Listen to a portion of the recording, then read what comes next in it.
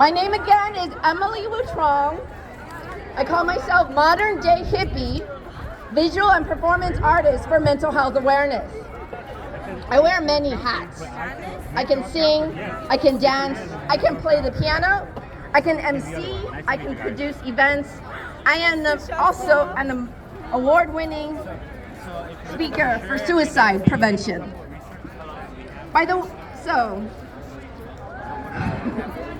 So a little bit about myself is that I am a Taiwanese American, queer, married for almost 12 years, and a mother of 5 cats. I was born in Arkansas and raised in the San Gabriel Valley since 1988. I had emotional struggles throughout my life since I was a young girl. The process of adjustment and acculturation were challenges I faced while growing up in an immigrant family. In my traditional Asian household, the idea of saving face was a cultural custom that needed to be upheld. That was a barrier that prevented me from being able to access emotional support when I needed it. The mental health conditions I was diagnosed with were depression and adjustment disorder. I believe the onset of my emotional distress began even before I was 7 years old. I remember thinking and wishing I was a boy because my parents treated me differently compared to my older brother. I didn't appreciate how sons were treated with different privileges compared to daughters.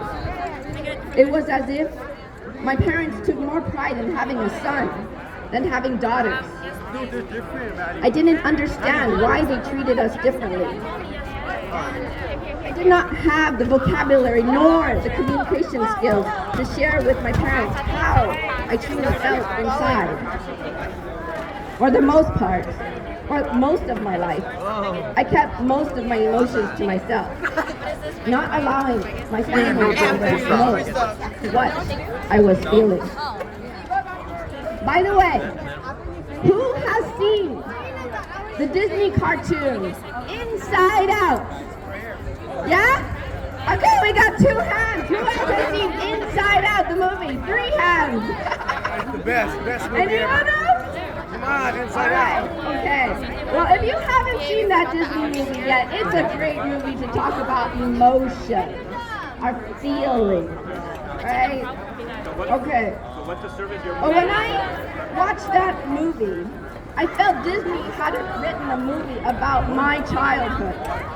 My mother told me as a 7-year-old that I wasn't allowed to say goodbye to my friends in Arkansas. I did not understand why. So my family's decision to move from Arkansas to California was a traumatic move for me. So to be uprooted from a place where I was happy. You know, actually in Arkansas, I was the only Asian kid in my class of black and white students. And then to move to the San Gabriel Valley, where everyone was Asian. I'm like, oh my goodness, there's too many of us. And too many people. So that put a lot of academic pressure on myself. And so, it was a very big culture shock for me. When I was in junior high, I remember wanting to talk about the meaning of life, but when my classmates couldn't relate with me, I started to feel lonely and strange. I would sit out on the bleachers alone, thinking, what's wrong with me? Growing up with my traditional Asian immigrant family, I learned you're not supposed to share your problems with other people. That is a no-no. Or else you bring shame to yourself and the family. You're not supposed to speak out. Then in 2013, 10 years ago, I began to experience multiple emotional breakdowns, which also were my epiphanies.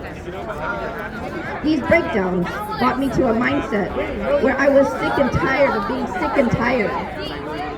I began to have more consciousness of the voice in my in my head.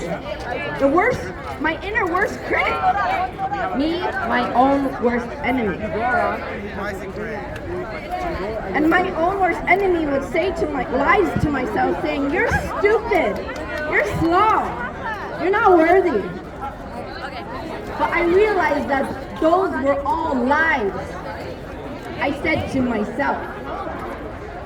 Realizing that I had this voice inside my head motivated me to finally reach out for help. During another emotional breakdown I experienced later that year, I made over 60 phone calls to help me find help for myself. But because I said I wasn't suicidal, most calls resulted in, "Sorry, we can't help you. Here's another number. Here's another number. Here's another number." Oh my gosh, when am I going to get the help that I need? While I was unable to find affordable resources for myself then, I took matters into my own hands and found creative means to find my inner strength. I was without affordable mental health therapy for many months.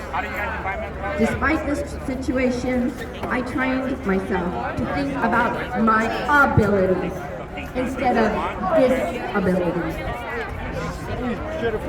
I went to the library, I checked out self-help books, I found many trainings in the community to help me learn as much as I could. And I found many different coping skills. And so it forced me to find my own ways of helping myself, including dressing up in bright colors like a butterfly. I can't hear. So this is my normal. I don't go out like this all the time. But it surely is fun to do this as an artist. And so eventually I managed to find a therapist that I was compatible with. And currently I am taking dialectical behavior therapy, which is DBT. And I attend many support groups, in person and virtual, so I consistently feel supported and not alone. I've also been involved with multiple mental health organizations like LA County Department of Health and the National Alliance on Mental Illness. With organizations like NAMI, I have been able to attend and facilitate classes and support groups since 2016, helping other peers like me feel less alone. Through many hurdles I've experienced in my life, I continue to stay positive and encourage others to see that there is life,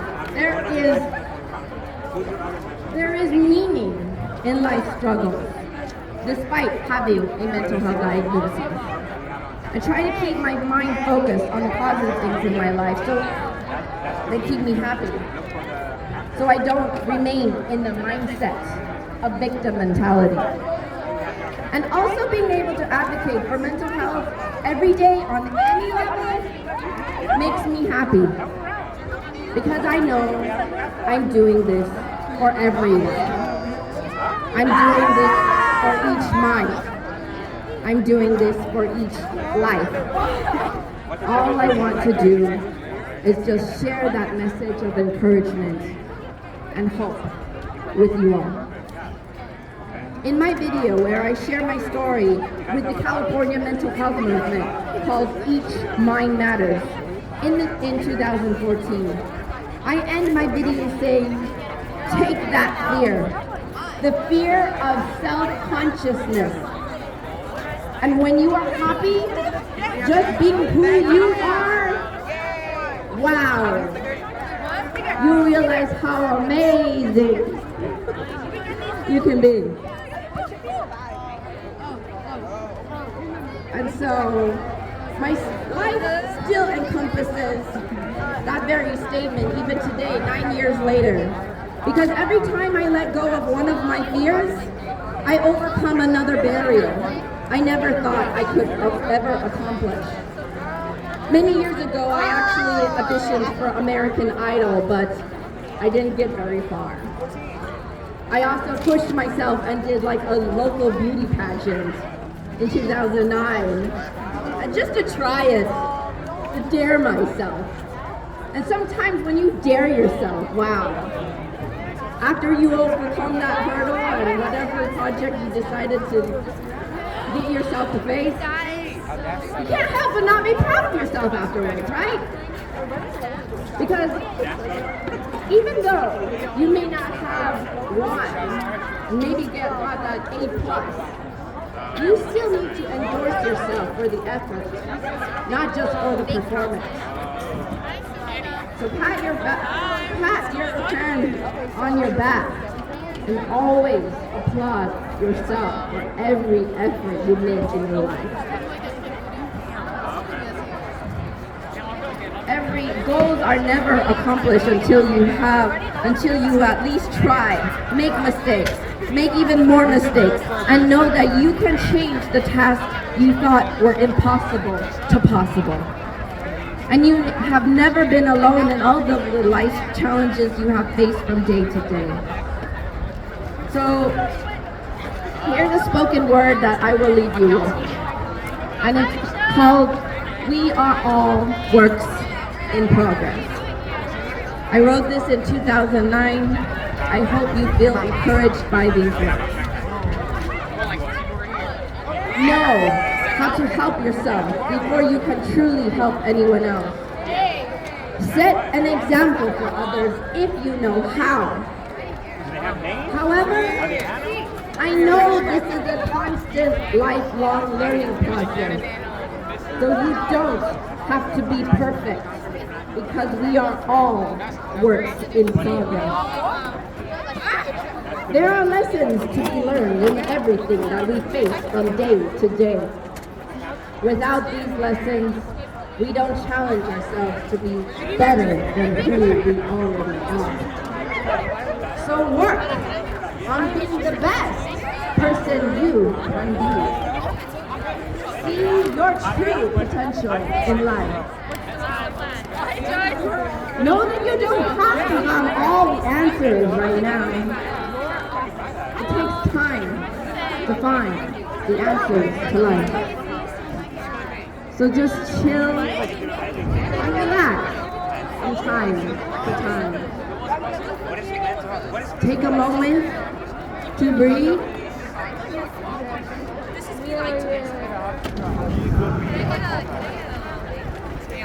And just be with yourself. Know that you were made for success in this life. You can reach your highest potential if you just believe in it. Have confidence in yourself. I have confidence in you. Thank you, St. Gabriel High School, Bring Change to Mind Student Club, and the Mental Health Rally for having me today. I hope we can collaborate on future projects in the near future. So I'll stick around a little bit longer, and I'm going to play some music. If you want to come and dance with me, or just talk, I'll be here. So thank you, St. Gabriel High School. Have a blessed day. Emily Truong, modern day hippie for mental health awareness. Thank you.